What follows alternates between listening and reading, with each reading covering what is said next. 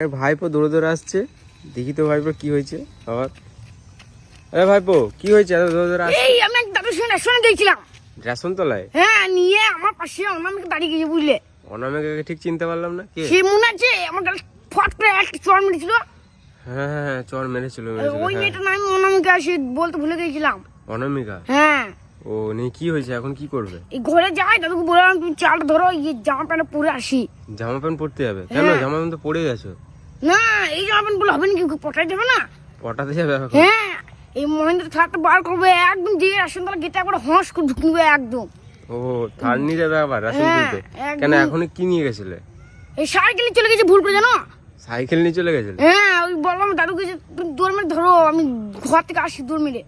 ও ঠিক আছে, আমি ঘর থেকে আসি, দাদা জামা প্যান্ট পরে গাড়িতে নিয়ে তোমার সঙ্গে দেখা করছি আমি। ও ঠিক আছে, নামটা বলে যাও, নামটা বলে। বলছি সবাইকে বলবে কমেন্ট, শেয়ার, লাইক আর ফলো করতে। একদম একদম। ঠিক আছে ভাইপো, আমার চ্যানেলটাকে যেন আরো তুলে নিয়ে যাই। হ্যাঁ হ্যাঁ। ঠিক আছে, আসছি।